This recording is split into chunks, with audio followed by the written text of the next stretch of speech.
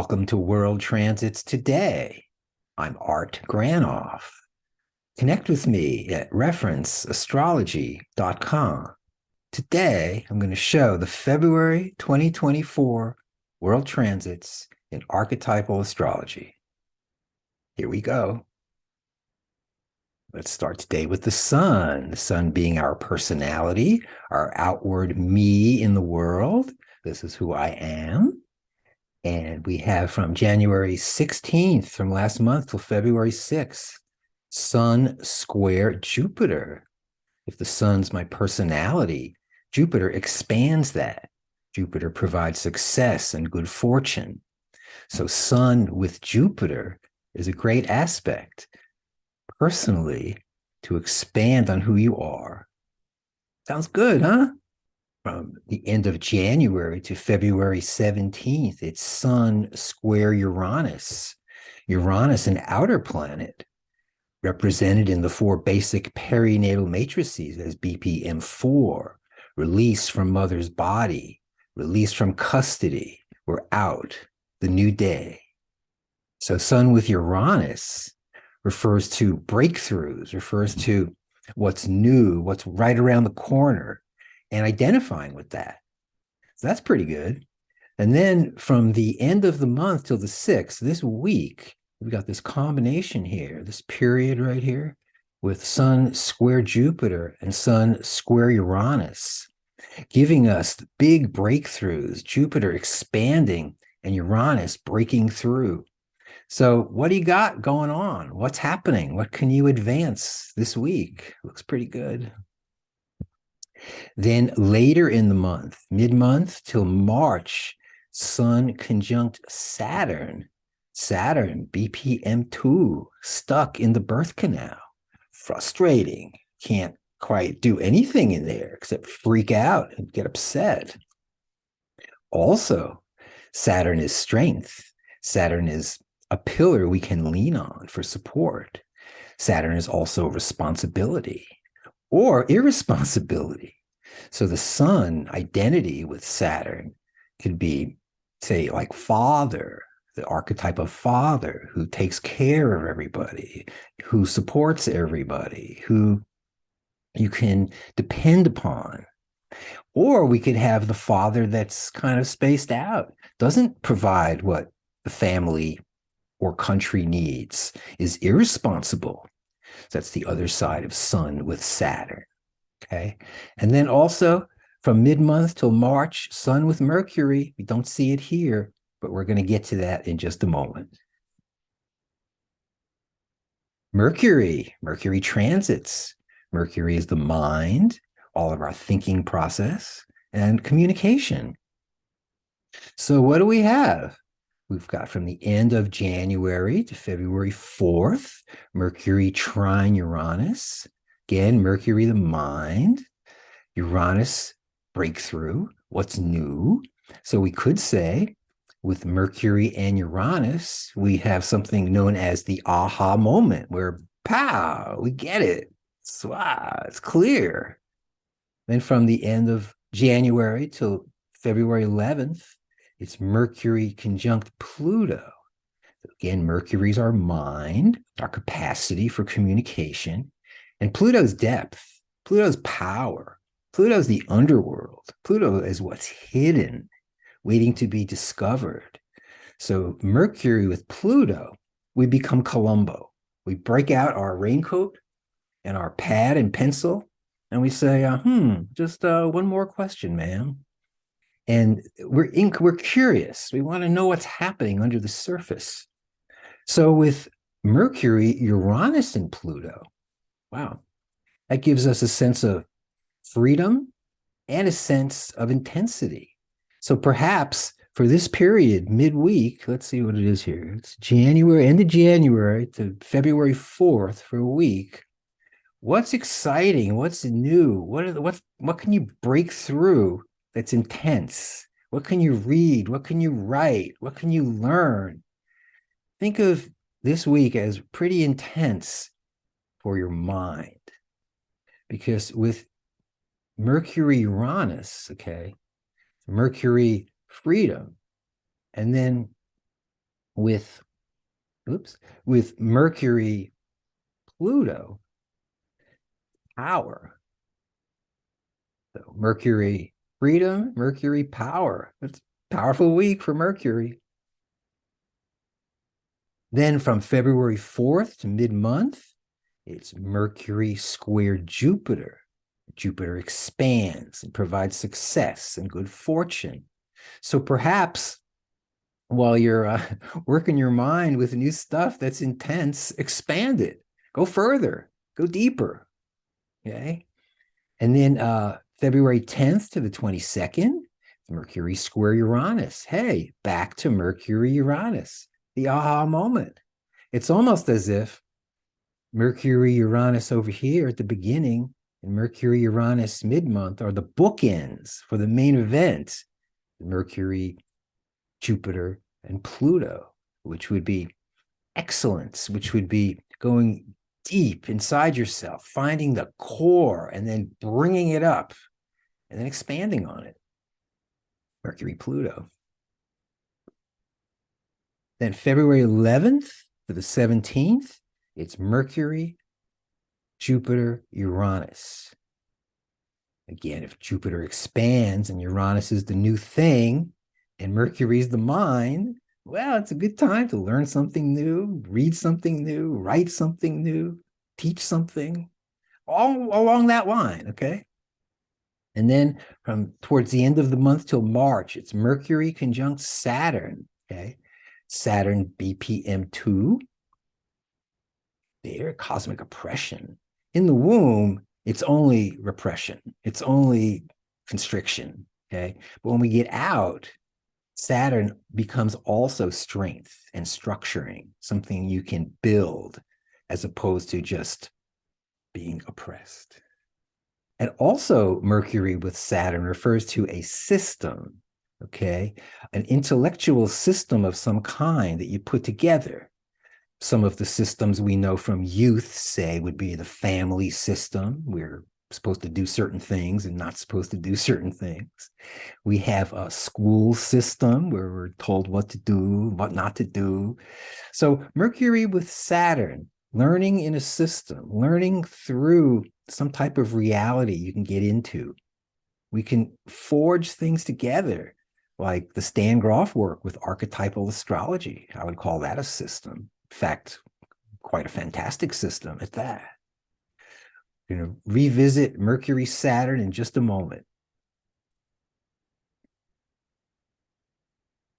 And here's Sun-Mercury aspects. The reason I'm showing you this, okay, is to point over here to when the Sun is with Mercury, the mind, identifying with our mind, going forward with our mind, what we have to say, and Sun with Saturn, the bottom line, BPM2, either frustrated or structured, combined with Mercury conjunct Saturn. So it's a Sun, Mercury, Sun, Saturn, Mercury, Saturn package from around mid-month till the end of the month.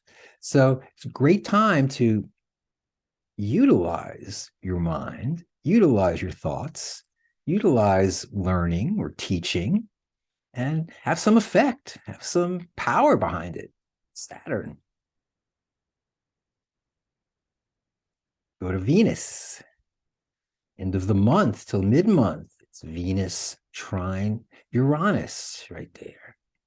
Uranus, again, BPM4, release from the mother's body, sudden change, we're out. So Venus, Uranus, Venus, Aphrodite, love, pleasure, beauty, any type of personal paradise where you're enlivened inside and you're feeling really good and over the top good, that would be Venus, okay? And Uranus being the new thing or what's new. So you could say Venus, Uranus, fresh love. Also, Venus being aesthetics, art, style, the way you dress, how you carry yourself socially. So there's a great transit, Venus square Uranus. On the shadow side with Venus, okay, because it involves the heart, and the heart we know sometimes can get very messy and upset based on our past. So we want to watch out for what I call the Hertz warehouse opening up, okay, and being flooded with all types of stuff from the past messing you up, right? So be aware that Venus can open up the Hertz warehouse. So just got to breathe with it if that's happening and just keep going. Okay? Venus, Uranus. We also have Venus conjunct Pluto, beauty and the beast. Venus, beauty, Pluto, the beast, underground, underworld, out of sight. What we don't know, what serious power that we don't know. So Venus with Pluto can be very intense, can be wonderful for sexual adventures, any type of sensuality. Yet with Pluto, there's always a power going on, some type of power trip happening. And who's on top? So Venus, Pluto, very powerful, very nice. Go deep inside, breathe, feel it, then go forward. Later in the month, we have Venus square Jupiter, expansion of love, expansion of beauty, expansion of aesthetics. Pretty good. And then towards the end of the month, it's Venus square Uranus again, heart opening, love poems, Maya Angelou. And also at the end of the month, we notice we've got a Venus, Jupiter, and Venus, Uranus party going on. Let's see where we are here. From the February 25th through March. So that would be with Jupiter and Uranus, the big breakthrough expansion of love. So with Venus, Jupiter, Uranus, open up thy heart.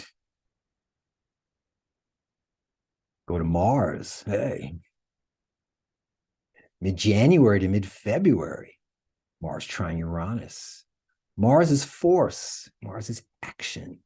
Mars is your drive within. You want to go forward, either for yourself or for someone else, depending on the situation. Mars can be also tough stuff in your face with their spear. Say, hey, you want to get stuck with this spear? Watch out. Mars with Uranus. What's new that I can do?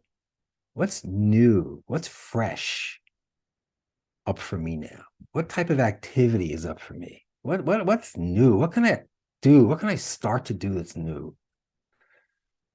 Mars, Uranus. There's Mars, Pluto. Okay, Mars, Pluto can be pretty intense. Okay, Pluto is power in the underworld, and Mars is force. We could say two prime examples of Mars with Pluto today would be those two wars going on, one in Ukraine and one over in Gaza, where there's a lot of slaughter and a lot of belligerence going on. That's the type of activity, Mars, Pluto, mostly, unless you're initiated in this work, unless you're initiated in yourself and understand what's happening in yourself. Then Mars can be the drive to do something, have to go, to keep going. And Pluto can provide the power to really take it over the top, do the toughest work from the deepest part of you. You couldn't even imagine. And here it is. Mars with Pluto. Also, Mars with Jupiter. I have this conjunction in my chart, and for many years, I didn't understand it. But now I do. Through time, you do get these things. So Mars would be force, okay, and will, strong will, righty? And Jupiter would expand that. So one version of that would be a real big shot. The guy that's, or woman, of course, that's really willful and wants to just push everyone out of the way. And here I am. I'm the one. Look out, me. Here I am.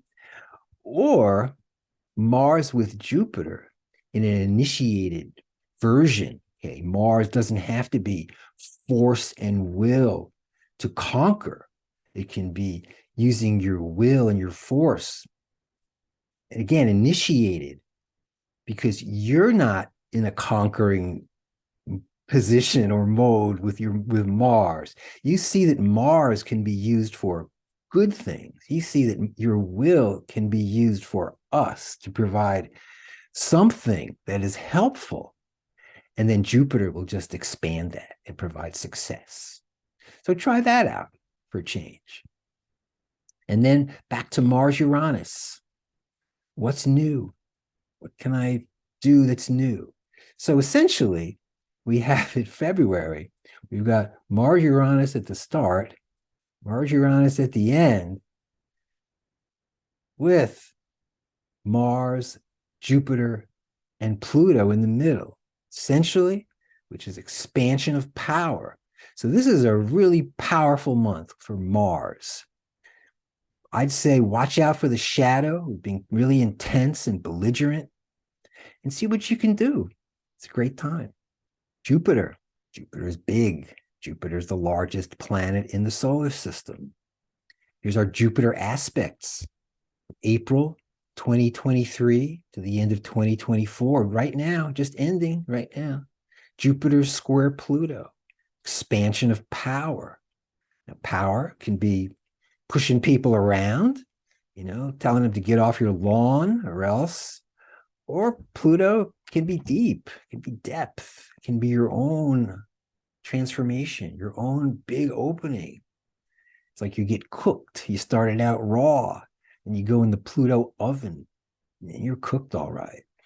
Jupiter will expand that delicious meal for you. And then also the transit we've been talking about most of the year is Jupiter conjunct Uranus from early July till almost July for 1 year. Okay. Again, Jupiter expanding and Uranus the breakthrough. So we're going through now. Is it happening for you? Shadow can be big ego, being aloof, big, I'm so wonderful. I understand everything. I know it all. Don't be like that. Let's talk about some outer planet transits. A couple of big ones. Uranus sextile Neptune from 2023 till 2030. That's a long transit, man. Uranus and Neptune sextile. Well, first of all, the sextile is pretty subtle aspect. It's almost there, but not there. With that in mind, though, Uranus is not subtle. Uranus is BPM4, sudden change, release from mother's body. That's a big deal. And we have Neptune right there, BPM1, resting in the womb. That's pretty good. You could say with Uranus and Neptune, Uranus, the new thing, Neptune, the transcendent, opening to the transcendent, big opening. Also, because Neptune, besides being the transcendent and being mystical union and that type of talking, Neptune is also delusion. It's also illusion. It's something that you think is happening, but it ain't. So Uranus, sextile Neptune, very nice, like a lucky star above our heads, okay, for 10 years. See if you can get into it. Take some journeys, do some astrology, find out more about yourself. Also, Uranus trine Pluto. Okay, this one, 2022 to 2032 for 10 years. Uranus again, BPM4, freedom factor, with Pluto, BPM3, intensity, power. Uranus with Pluto, a couple of versions in the 1960s. We had the 1960s. Uranus conjunct Pluto, 1960 to 1972. Guys grew their hair, as I say, and women threw out their bras. We had a lot of freedom with intensity. We had race riots and the Vietnam War as well. Also, the French Revolution in the 1790s, Uranus with Pluto, freedom, fraternity, and chop their heads off. So Uranus, Pluto, very good, very intense. See what you can do with it. And new transit coming up the end of March for 3 years. Saturn conjunct Neptune. Saturn, BPM2, stuck in the birth canal. With Neptune, all happy, BPM1. I have the Saturn conjunct Neptune in my chart. It refers to being restricted in some way, and Neptune being an illusion. So Saturn with Neptune can be pretty tough. You don't know where you are, what's up, what's down. Or Saturn can be strength, and Neptune can be imagination. So what you could do was imagine something with your mind, Neptune, and then with Saturn, build it. So you could actualize your dreams instead of being just spaced out. More on that to come. Here's our moons. New moon, February 9th. The Alpha, the Omega, new cycle. Always mysterious, the new moon. Hey.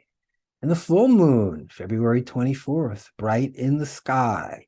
Full moon, February 24th. So thanks for joining me, everybody, at World Transits today, running down the World Transits for February 2024. Thanks for joining me. See you soon.